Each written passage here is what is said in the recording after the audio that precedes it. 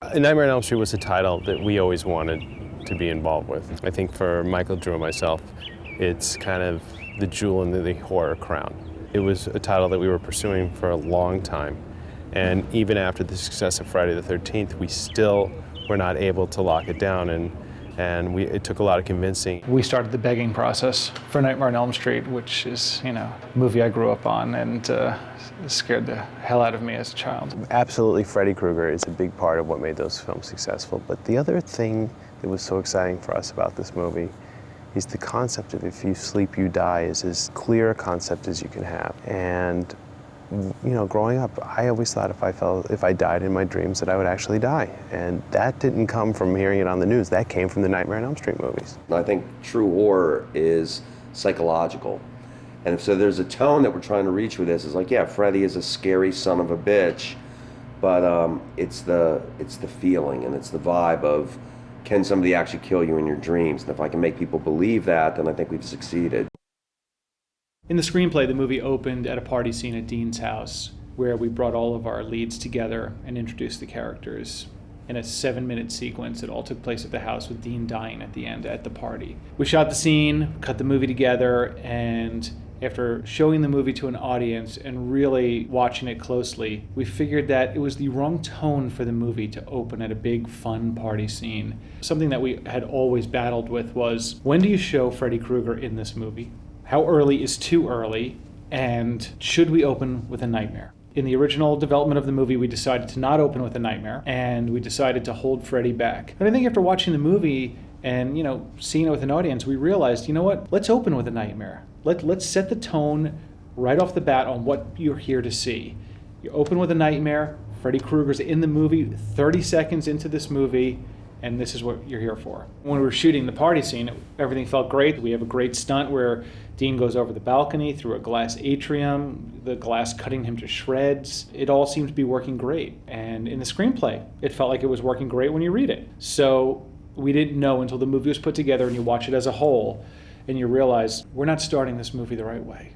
The first 6 minutes of the movie is the entire setup. And we sat down with the studio and everyone agreed, you know what, let's open this movie in a nightmare. Let's open with Dean in a nightmare. Where are we going to do that?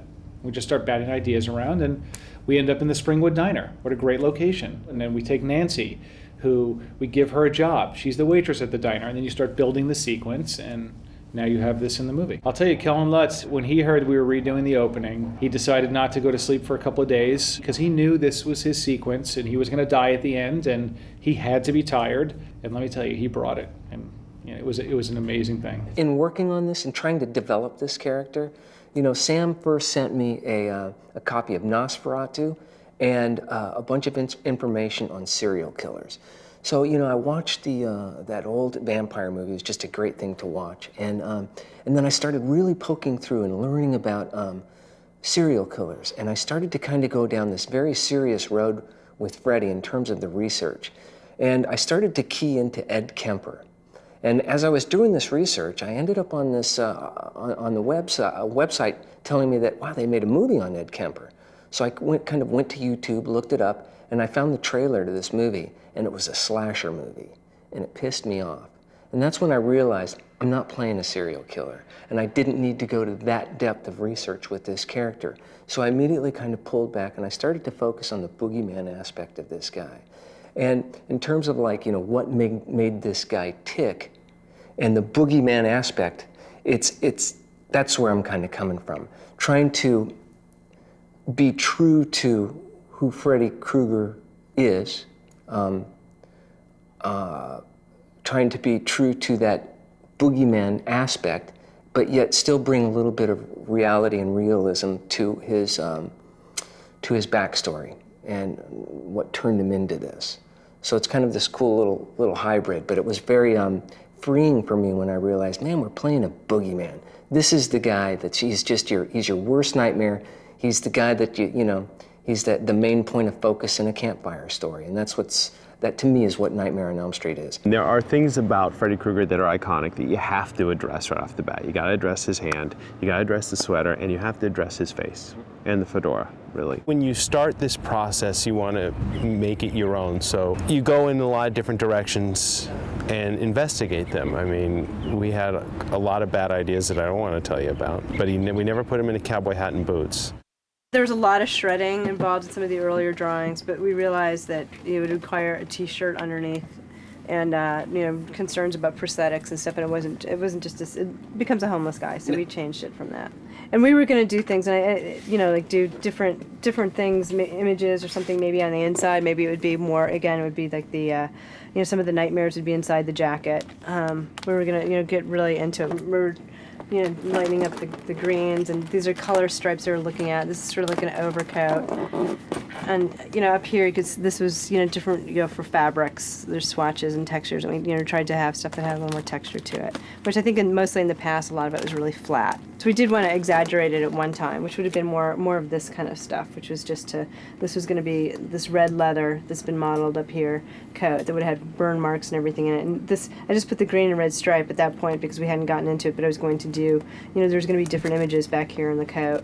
And that was more the Nosferatu type of look. And, he would have the coat maybe on just for a little bit, And this is just an idea. This is the lining of the coat. These were skulls, but that's just to give him an idea of what we could do, and then we were going to dye it colors.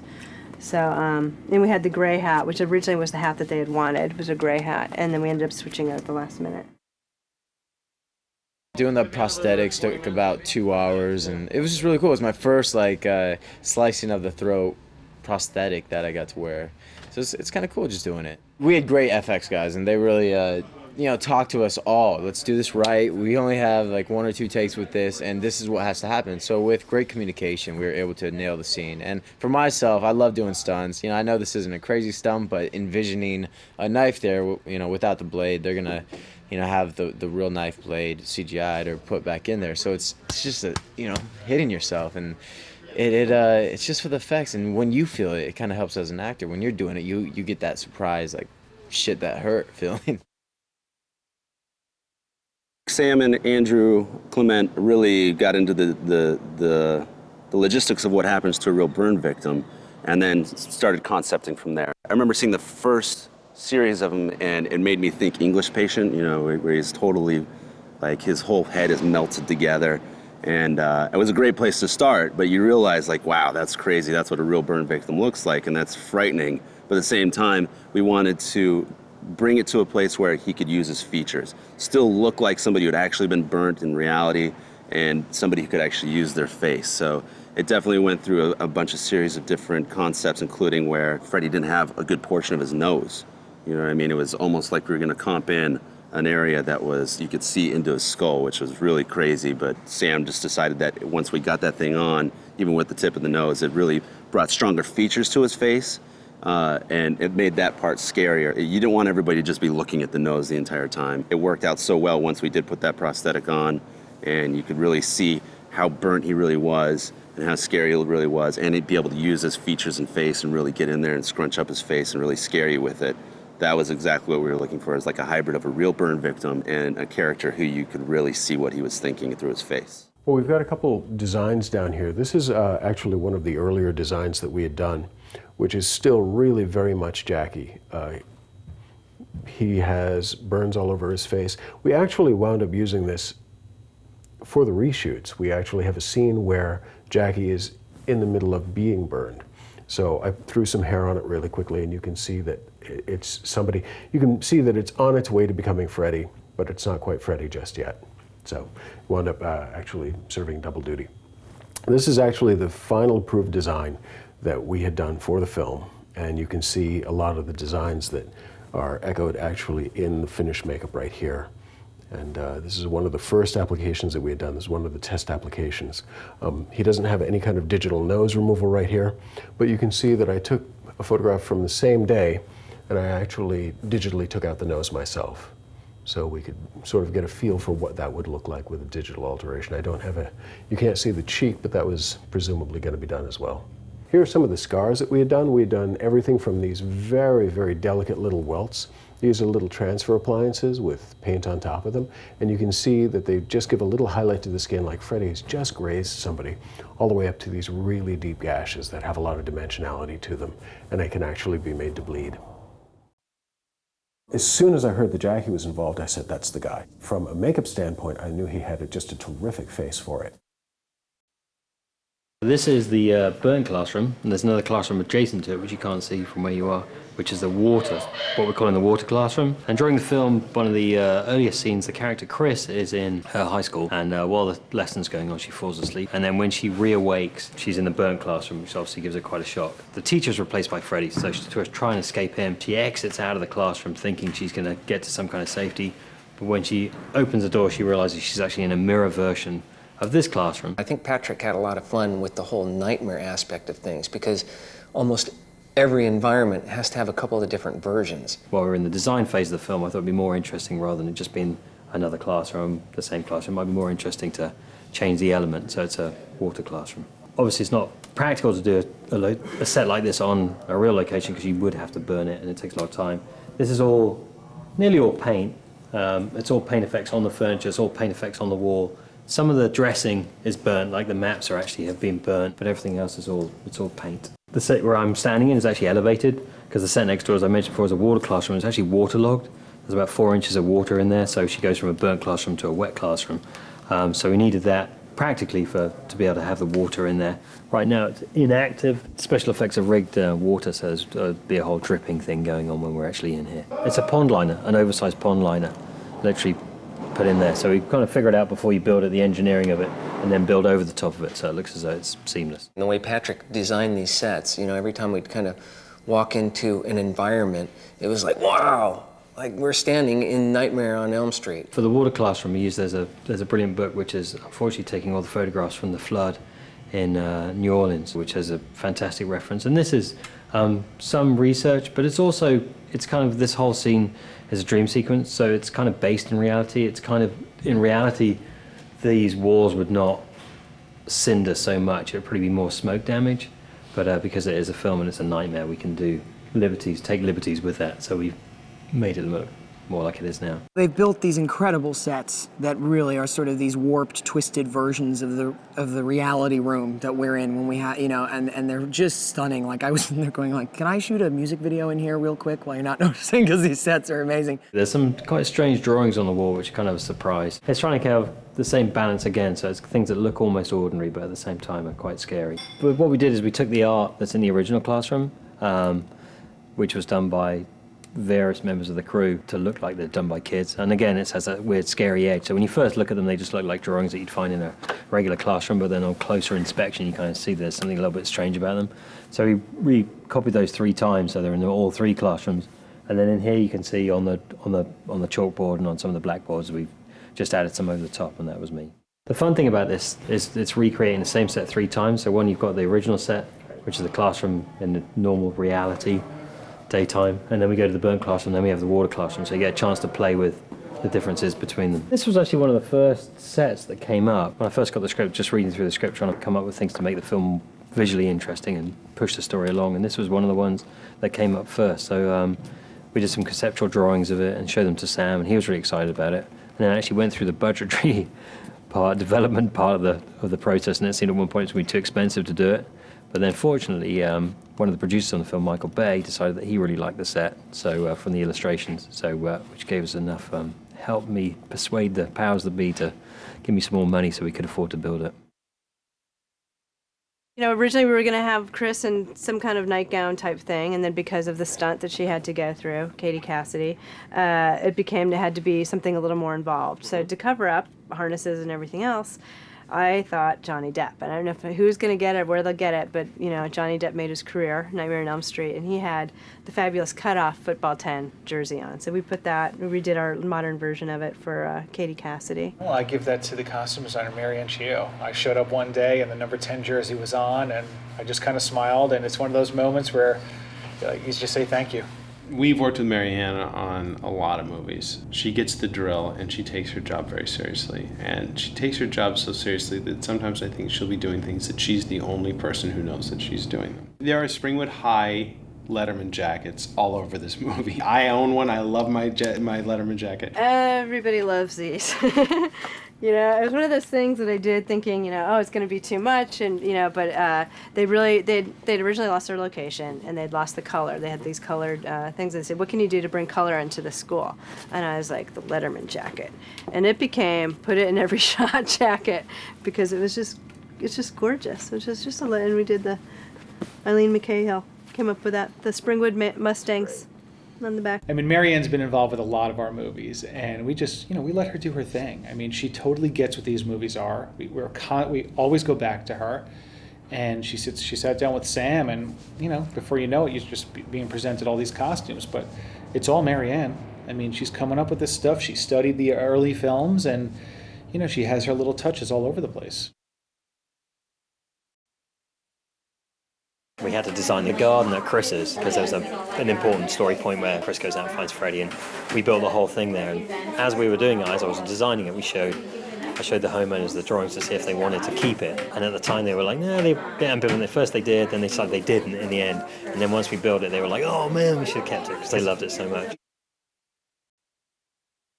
This is actually an old industrial building. It was a school, but it wasn't a school for kids at all. It was a school for, very close by is another one of our locations, which is Beastabor, which is an old steel factory, which is now being dismantled. And we found this by chance. And this actually was a school many years ago, now long since abandoned the last 10 years, where the apprentices used to come for the steel factory to go to school. So we didn't realize that at the time when we scouted, that was only later. But we had to do an extensive amount of work on the exterior and on the interior. This whole room is all fabricated, from the doors to the colour on all the walls, the flooring, and everything else. For us, the whole point of this set is to try and make it as warm and cuddly as possible. So you have so there's a juxtaposition about what happens later. So that's kind of one of the starting points. And then actually from trying to find a location, we ended up visiting a bunch of different preschools, which also give you inspiration too. I mean, there were kills from the original movie that we knew we wanted to take to the next level in this movie, and the Tina kill was the one that we knew we had to do. And it was amazing what they did in the first one, the way she's dragged across the ceiling and all that. So we sat around and talked like, all right, what can we do? We can't just drag her on the ceiling. That's what they did. So came up with the idea. We're going to fly her around the room a little bit. The stunt double and Katie went up in the harness also. They did amazing work. It's unbelievable. Sam had some specific ideas about how to make it his own, how to make it more intense and just more terrifying. The direction I wanted to take with it from a storytelling perspective was to try my best and make Jesse, her boyfriend, believe that he is in a nightmare and make the audience think for a second maybe we are as well. There were earlier drafts where he hints to Chris, he's like, I've been having nightmares about you as well, and in the nightmares you're eviscerated and I can do nothing but stand and watch. We pulled back on that. You get the sense that that's what he's been going through. We don't necessarily have to spell it out, but to have him then go through that nightmare in reality lets you know that Freddy had been torturing all of them and planning a lot of stuff ahead of time. Filming the death scene in Chris's bedroom was like nothing I've ever witnessed. You know, it was this woman they had. I mean, Katie did a lot of it herself when she first lifts off, and you know, it's so violent. It's so much worse than it ever was in the original. You know, and they literally had this woman with about, I don't know, 40 ropes coming out of her on this harness, and they're literally just throwing her from wall to wall. And she almost hit me many, many times. There's a lot of shots where I'm ducking, but I really had to duck. I mean, it was crazy. And you sort of, this is a great thing about making films, is like you step in and it's so weird, and then you get used to it, and then you think about it later and you go, I was watching a woman be flung from wall to wall really hard, and she gets down and is like, that was awesome. In a harness and like this plate that goes on my front and on my back, so I'm like literally, feels like I have like rock hard abs, which is cool. And then they just like hang you wherever they want and like throw you around a room, and I'm like, wow, that was attractive. But you know, it was cool. Because we're able to do things with visual effects of like, you know, removing the wires in a far better way than they would have been able to do in the original movie, where they were very limited logistically or practically, and we don't have those limitations. So we're able to have many layers of this death as far as the coverage of the scene goes, just based on advances in technology, so we can be more violent with the slams into the wall. You know, making a movie is all about the cheat or whatever. It's, you know, how you establish something, build something up, And then when you're taking creative liberties or license with something and being very subtle with it, so that it never takes anyone out of the movie. The more you see Katie Cassidy fly around that room, the more believable it will be. So here's what seems like a really old T-shirt, but as you can see, there's many of them. And this is Nancy's painting T-shirt. You know, we took, you know, when I used to paint, or when I paint, I still paint, I always just take my safety pins and pin it back so it doesn't fall forward. But I put the big T-shirt on. And, you know, this is, you know, feathers. They have the crow and the bird in there. So hers is, and she has a bird on when she's in her necklace, which you can barely see, but it's in there. But this is all part of that. And so that's what she has on her shirt and her painting shirt. And then because Jesse might get blood on him, we need to have multiples. Well, I do hate running, and I'm always running in jobs. It was crazy. It was like my first week of shooting, and when I got arrested, they're real Chicago police. So it was just, you know, knee in the back, and I mean, it was pretty, it felt very, very real, and it was all night long. Eric Heisserer, who wrote the draft of the script that we all went crazy for, came up with the concept of micronaps. And a micronap is basically a waking dream or nightmare that will last for a second or two. When we were looking at this character, it was very important that there be a freshness and a newness to him. It's also this character that you recognize and that you know, and that's why it was very important to kind of keep certain elements like the fedora. We've definitely saved all the warmth really for the boiler room, you know, and we did keep things a little bit on the cooler side for the contrast. So we've kept things, and when things are lit in the pharmacy and in other places, lit things in a more blue way at time, or a little bit green at times to really capture that sense of reality with the fluorescents that go green and stuff. And then once we get to the boiler room, it definitely sort of goes warm. So we did try to really play that contrast. It felt like we were shooting in that boiler room for 8 months. I mean, it was that place just, it was so hot, and the air, I mean, it was really kind of exhausting, and we just did hours of me running and with him, and you know, I never thought I would be hung upside down in a movie. That was pretty intense. And they came to me about 5 minutes before we were going to shoot it, and they went, so in the script it says you're hanging there, but we just realized that's going to mean you're upside down. So fortunately I hadn't eaten too much. And then they just, you know, doused me in blood, and I kind of like being covered in blood. I think it's a good look. Like right now, I kind of like it. I went back to the original design when we first started designing this, and I really dissected what they had tried to do with that and what they had done with it. And they did some really interesting things. I was wondering, you know, originally I think that they had tried to make him look like a male witch, which sort of explained what they had done with the nose, and I wondered about that, and it worked for the character, but I was curious about that. I was wondering if it was a decision made at the time because you couldn't get rid of the nose, which now we digitally could do if we wanted to. And I thought that that was an option that we were going to follow. I looked at all of the shapes that they had done, and I wanted to echo some of that with whatever it was that we did, but I really threw the designs all over the map because I looked at all of the things that you could potentially do with somebody when they got burned or when anything got burned. What was it going to be? Was it going to be healed burns? Was it going to be fresh burns? Was he still burning? Was he dried out burn? Was he a wet burn? Was he bloody burned? So I just started before we even got the job, I started throwing out all of these different concepts, and actually brought Sam here, and we just went through my big library and we just started pulling out things that excited us, and you know, books on mummies, books on actual burns, books on everything. We just laid them all out on the table, and we started, you know, throwing Post-it notes on even little tiny pieces that excited either of us, and that was really fun.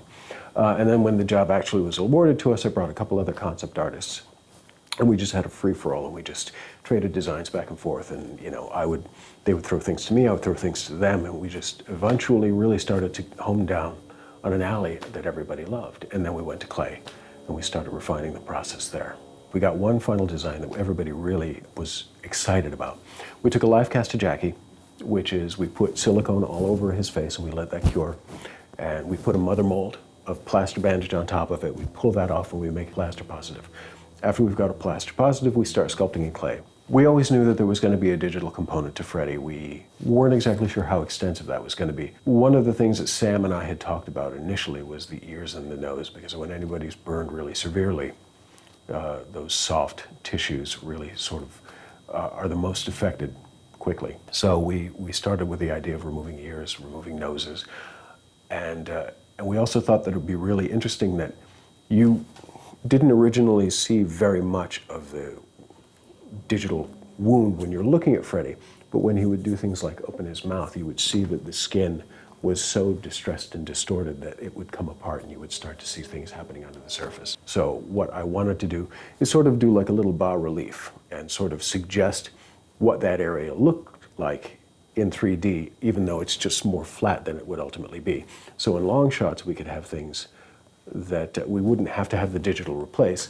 It would look like it looks, but then we could paint a green on the close-ups and we can actually have some digital removal going on. So once we had the clay sketch going, then I sent pictures back and I said, well, what do you think of this?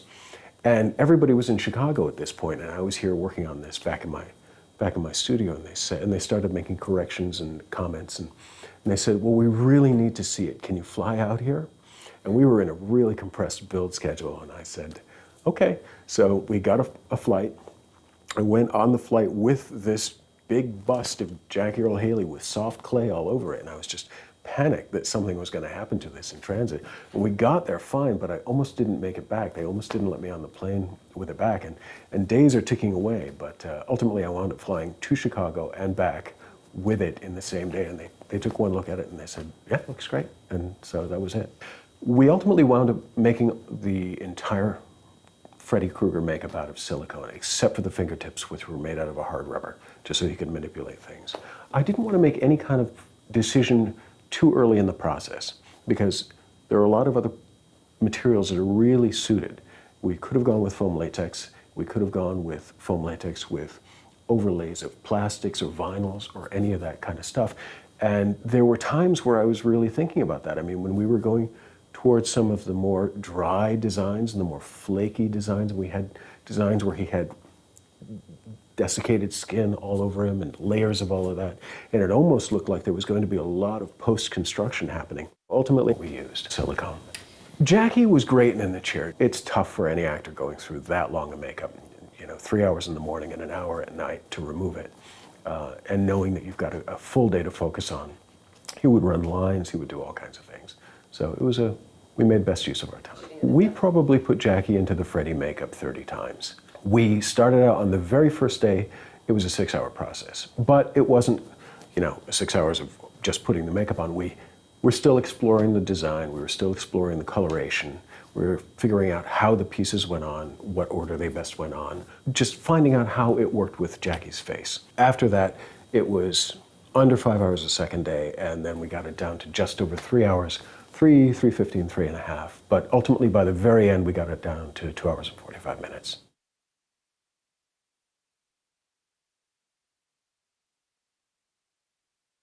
I remember the glove. Everyone remembers the glove coming up between her legs. So, no problem. Nancy's gonna fall asleep in the bathtub, glove's gonna come up, knock at the door, glove goes away. Simple, right? Not simple at all. The guys who I love built the bathtub and did not take into account how the sweater and the glove fit on the hand and how you have to be waterproofed with rubber so the water doesn't come out the bottom when the hand is coming up. And for some reason we show up on the day and the guy puts the glove on and he can barely get the blades out of the water. And we're looking and we say, I got it, guys, we have to get the glove out. Sam, we're all looking at each other like the glove's coming out this much. And sure enough, we went around to the set and said, okay, who can fit in this glove? Who's got a hand that can fit in this glove? And who's got a really long arm? And we found a guy who had a really long arm, and he got under that tub, underneath the set, and finally we got it out of the water, which is what you see in the movie. I think it was a PA who had a longer arm. We put the sweater on him because for us it was important to be able to see the sweater and the glove. And I guess that if I could have made that arm even longer, I would have liked to have been longer, but we couldn't find anyone. That was the longest arm on set that day. It has to be in camera. There's no reason for it not to be. You think we're going to build a bathtub, we're going to cut a hole in the bottom, and all you have to do is stick your hand through it. Well, but it has to be waterproof because you got to keep she's in the tub with all the water. So, you build this, the hand comes through, then you put the glove on top of the hand once it's through, and you pull it under, and then you start doing the rotation back and forth, and it was a very difficult shot to get. This is a little more art, so compared to some of the other fire and kind of the gore that we're doing, this is more of a dream sequence where Nancy is revealed into this location and it's a snowstorm. So this is kind of the early stages of us doing some snow dressing around while they're shooting inside. Just kind of get some of the fundamental stuff laid in, and then we'll start putting ice down and some foam and some other materials. This stuff is called, it's called Dream Cloud, or it's called Water Sculpt. There's different, it's polyester. Actually, you can kind of tear it in different directions and wet it, and you can contour it. So it's kind of helpful when you're trying to get it looking more natural. The other product is pretty much just a flat carpet, which doesn't have much character. You can add this to it. Sometimes it's critical. If it's going to be close enough to camera, we just go with ice because nothing else is going to look like it. But to the camera's eye, white is white, and it's that trick of your eye. It could be 3 different kind of materials. As long as they're white, you're believing it's all snow anyway. So it depends on the nature of how close we are to camera with it, whether it's interactive with the actors, if they have to walk in it, because this is not very good to walk in, where ice is like the way we have to go, or if it was some other material because it was going to melt too fast. So we'll see falling snow, but we're using another product called snow candles, which is more of like an ash type material, so it's very photogenic. It just floats well. It just looks like feathery snowflakes. So it's a premium product, but it's going to look great for this. And hopefully, as you get closer, you don't have to do like gigantic vistas of it. We've done a lot of big snow pictures as well, and you kind of take it for granted, make it look pretty, and then when it's looking right, you don't even pay attention. So that's what it had to look like. Anything less, it looks a little bit cheesy. So hopefully, we stay on this side of cheesy. We wanted to do something different. And we always wanted to show a little history on him in the movie. Not too much, but definitely do a Fred Krueger flashback. Fred Krueger pre-burn, Freddy Krueger after the burn, and really see what those parents did to him on that day. Well, the pre-burn Freddy is a little bit different to the burn Freddy, certainly, and the clothes sort of morph a little bit from what it was. It's definitely like a stylized version of it. The dream world in general, I think all the way around, it's like we sort of try to hit that Freudian saying that everything you desire, experience, or see during the day is what you dream at night. So what we did always was we took images. I talked to the production designer, and he had a lot of great little images, and we took images from other movies, and then we'd pull them. It was actually made it fun for me. So it wasn't just about putting people in clothes and what are the multiples. It really, there was a lot of thought that went behind, for instance, color palettes. It's brighter, the clothes are brighter in the beginning, and then after Chris gets killed, both Nancy and Quentin go just into grays. And the world around them, as much as we could control it, some scenes we couldn't control because the crowds were not ours, but, we tried to make the colors get more and more muted, and they become this really gray palette, the two of them together. Swim team, for instance, all the girls and the guys, there's the red slashes on Quentin's swimsuit, and TYR was the company that does all the Olympic swimsuits, and they did our swimsuits for us. But there's, on the women's swimsuits, when you go to see them to dive in, they have basically red slashes on their black swimsuits. And so, and the colors of the school were red and black, fortunately for us, which was just perfect. So they really played on the red and green. And so that, I just loved that, that was just one of my, I thought that looked beautiful when they shot it.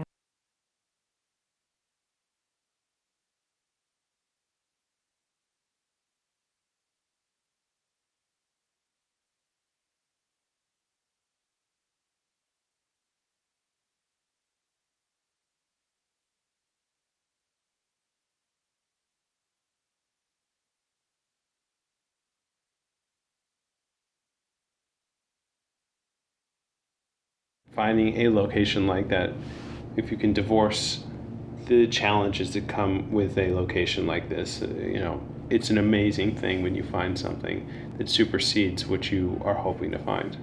In the screenplay, when Quentin goes swimming, he comes up in an abandoned factory, and that's all it basically said. So we started scouting abandoned factories all over Chicago within, 45 minutes of the city, driving everywhere. And we came across this steel factory, and it was one of those locations when you drive up and you're coming onto the property and you're like, where are we? And you don't really see anything because the property is so massive, and you keep going and you keep going, and finally you start seeing these buildings. You're like, what the hell is that?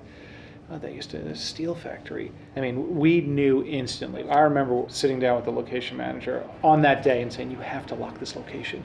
Sam looked at me like, I need to shoot here. I said, you need to shoot here. That's right, you do. And we locked it. We got lucky. It was just one of those things where we saw it and we got really lucky. We were just really trying to find enough enough sets to make the audience interested, rather than just trying to find the whole thing in interiors. So to broaden the scale of the film, we found a steelworks we were working in, which is just around the corner, which is great. It just gives us a huge amount of scale. Again, a found location. And then we found really happy with where we found Elm Street. It took a lot of searching. It took us a long time to try and find just the kind of neighborhood we wanted. And finding that was kind of key. And from there, then we move on to stage. So then we have a lot of stuff that's built on stage. Some of the fantasy dream worlds, which is going to be fun. There's some tunnels and caves and this big kind of crazy room that's part of a nightmare. So behind us is where Fred Krueger turns into Freddy Krueger. Fred will be completely engulfed in flame tonight. In some cases, we'll be using the actor to do some of the fire. We'll put some fire on his arm and on his legs and make him dance around a bit.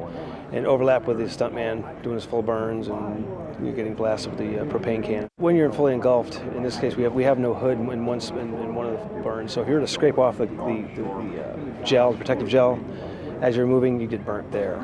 Things like that. Burning too long, waiting too long to tell us you're hot. You know, when you're about to get hot, you're hot. You gotta go down and have someone put you out. Probably do a couple. I think we've got a couple takes of the propane cannon where he won't ignite, but he'll just get blasted with a big ball of fire. And then we do the shots on the exterior where Freddy comes running out in a dead run, fully engulfed in flames. When he's coming out of the factory and his face is on fire and there's that close-up of his face, I mean, and you really look at that frame by frame, his flesh is boiling and you can see the bubbling flesh, and there are places where his skin is getting redder and redder and then it just kind of turns to blood. I mean, intricate detail and tens of hundreds of hours of work to make that stuff look the way it looks. This segment is related to the fire at the abandoned factory where Freddy initially gets burned. There's a couple beats in there where the fire's consuming around him. This will give us an insert of fire coming up around his feet. The remake of Nightmare, just like Friday the 13th, you know, felt like it would play in the real world. So it wasn't even an issue for us. So we said, this is a 2010 movie.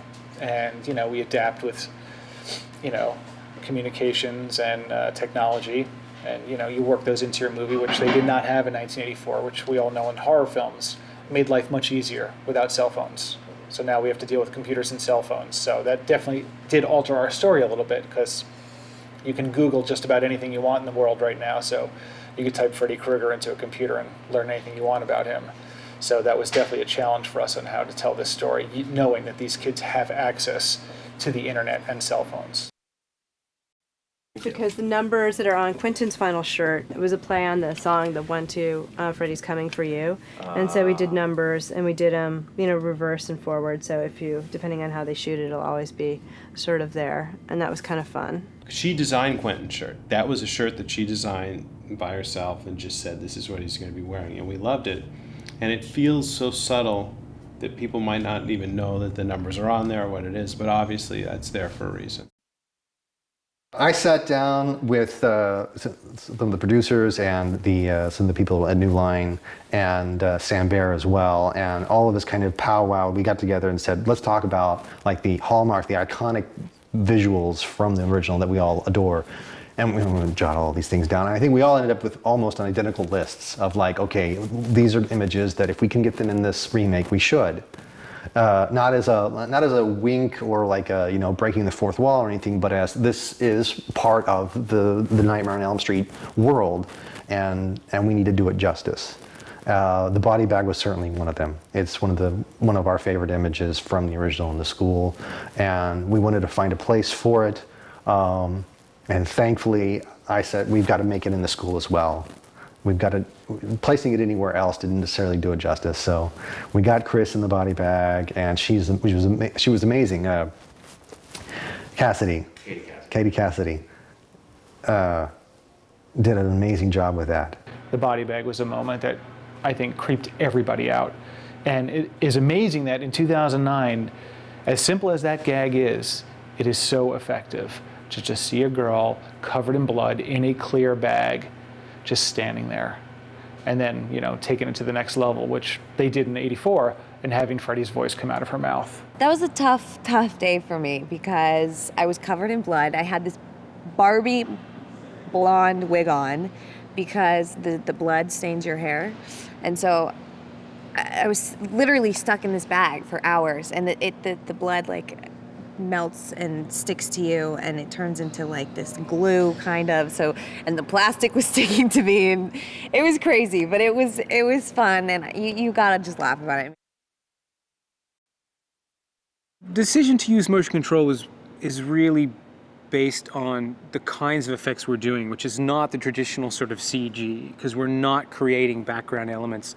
It's all live elements. It was an early thing that Sam had pitched us about melding the two worlds together. Taking the pharmacy and the boiler room and literally having her jump between the two rooms, actually dissolving between the two rooms. And he said, we have to use this motion control rig. I've never worked with motion control before. So sure enough, I walk out on the day and this Russian submarine is sitting in the pharmacy. And it's this motion control rig, this big black box. It's awkward and it takes up a lot of space, but let me tell you, when it works, it's amazing. Because you have this fantastic device in the story that allows you to transition between the dream world and the real world in an instant, the only way to really achieve that photographically was to do it within one shot. You can do it in an edit, but Sam, really wanted to push that and to make that happen in camera. And so that was where the decision to use motion control was, so that we could literally be moving down the aisle of the pharmacy, and without a cut, without anything, suddenly you're in the boiler room. And that's, truly terrifying. And that's where the motion control came from.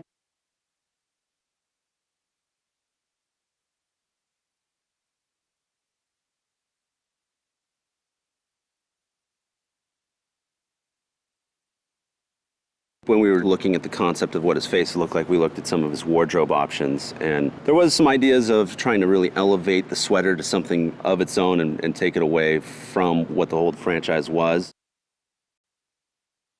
Glove's just your typical leather glove. We burned it, aged it to make it look like it was old and burned. Pretty similar to what they had before, but it is still kind of re-engineered, definitely made from my hand. It's very articulating.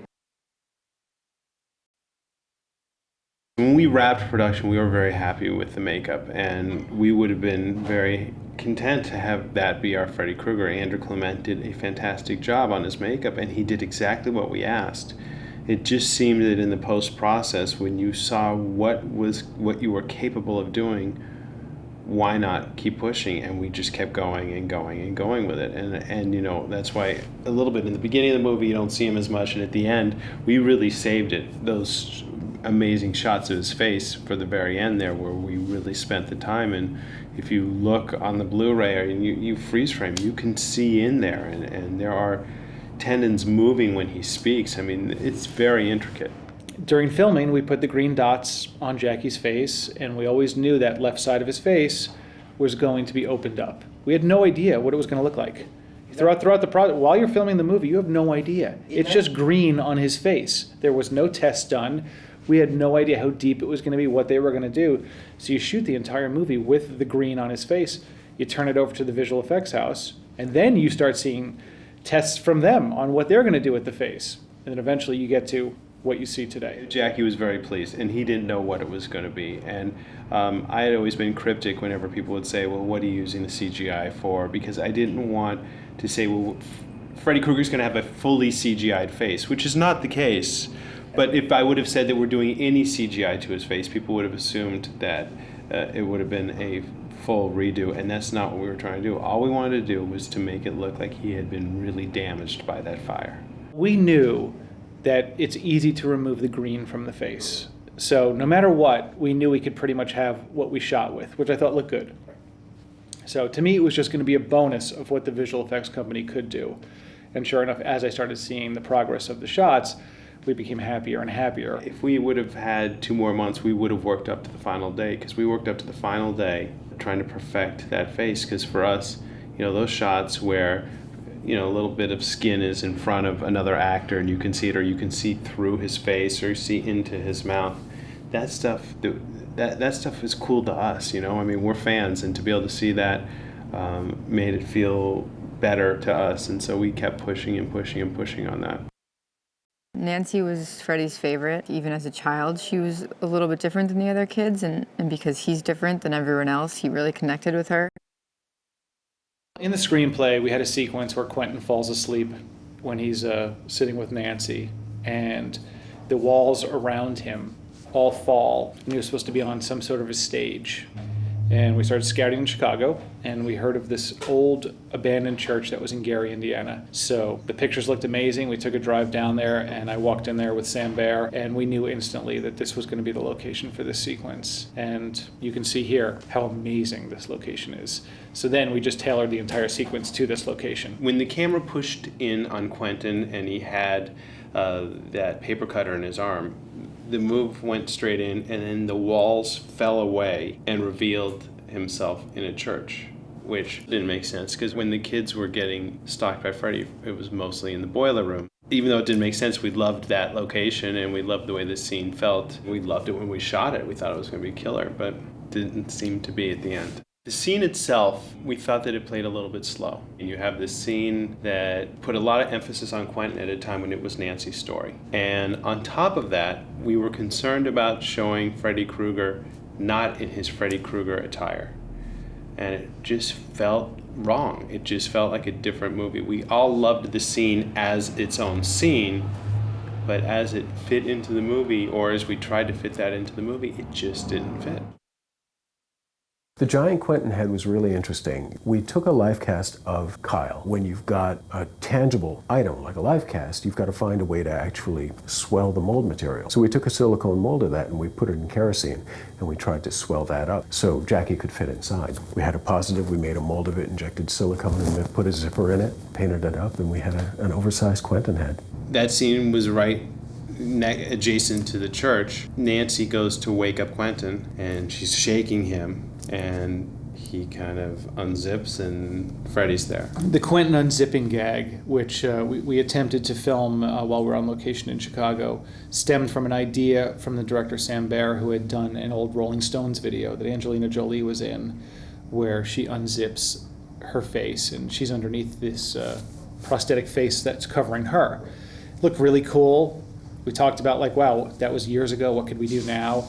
And we built this head, and I'll never forget the day when they showed me the head for the first time, and it was literally 3 times the size of Kyle Gallner's head. And it's one of those things where you're like, how the hell is that going to work? And I'm looking at this thing, it's huge. He's walking around by the trailers, and it's got this big head over his head because he has to unzip it. So cameras, anything can happen. So we all smile about it. We're like, okay, we'll bring the big head in. We all make jokes about it. And sure enough, we do it, and he unzips, and with some visual effects, you shrink it down and you bring it to size with his shoulders and everything. But eventually when we looked at it, it didn't seem to work in the movie. The sequence with the cathedral we were removing that, so there really was no way to go to the chair where Quentin was sitting to have him unzip. So that sequence kind of naturally was lifted when the cathedral was lifted. But we gave it a shot, and let me tell you, it actually looked pretty cool. It was amazing how the big head, offset, what that looked like, and then when we actually saw it in the movie, it actually looked really good.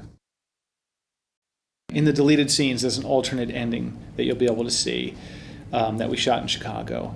And the reason that's not in the movie is when the screenplay was developed, there was a great idea that came up where Nancy was going to be tied down in the bed in her dress, as you see in the movie, and she won't look at Freddy Krueger. His face is all burned. She will not stare at him. He looks down at her and says, basically, if you're not going to look at me, I can get rid of all this. I'm going to show you what I used to look like. And he takes his hat, he wipes it in front of his face, and becomes Fred Krueger.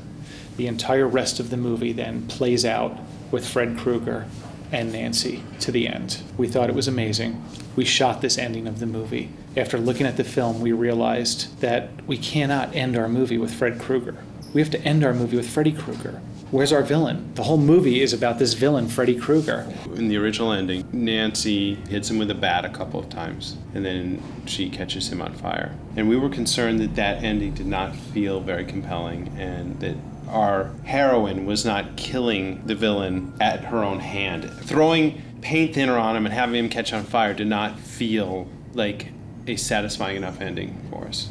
So we made the decision that we were going to go back, and we were really going to have a battle. And to do that, we brought in Brad Allen, who has worked with Jackie Chan for the last 15 years. And he's an amazing martial artist and an amazing fight coordinator and a great stuntman and a very hardworking guy. And he presented to us the previs that you see. We decided that we were not going to take the makeup off him. We were going to keep him burned, and we were going to have these two fight it out at the end. we called Brad Allen, did amazing work on Kick-Ass, and had just finished Scott Pilgrim vs. the World, and said, Brad, you got 2 days. What can you give us? This is what we need. Freddy, Nancy, Quentin in this room. It's all yours. And Brad said, okay. And he flew in and he put a team together, and within 24 hours, he came over and showed us a video of what the sequence was going to look like, edited and fully acted out with his stunt doubles. We all looked at it. I think there was 1 or 2 little notes and said, you make those couple of changes, we're ready to shoot. And sure enough, if you watch that stunt video, it's pretty much exactly what's in the movie. We all flipped because we never thought our movie could have stuff like that. And for some reason, the ending of the movie just didn't have the same energy that we were hoping that it would have. And it felt like by bringing Brad in and doing that fight sequence, we really were kind of goosing the end of the movie. We always knew we wanted to do the coda where the mother's pulled through the mirror, but we needed something really, action-packed to get you to the place where you kind of relax, and then you're seeing it, and then you give it to them one last time. We've never worked with a stunt previs before, where you actually see the whole scene acted out. I mean, it was an amazing thing to see. I mean, it's all right there. They use cardboard boxes for the walls, and there's like a stunt pad for a bed, but we know the location, so it's so easy to see it. And luckily, they put a red and green sweater on the guy playing Freddy, and then you've got the girl playing Nancy and the guy playing Quentin, and you can see it all so clearly, and you don't have to, it's not like looking at storyboards or drawings. The whole thing is acted out. They shoot it and edit it with different shots, so you can actually see what he's thinking. At the end of the day, we just wanted to give an audience something that they hadn't seen in any part of the movie, where you're seeing your characters being very proactive and really going after each other because everyone's been through a lot, and that's the final death fight. And I was very happy with the way it came out. You tell the guy you have 3 people to throw in this room, and at the end, Freddy has to die. What do you got? I mean, and he literally put that whole thing together in 24 hours.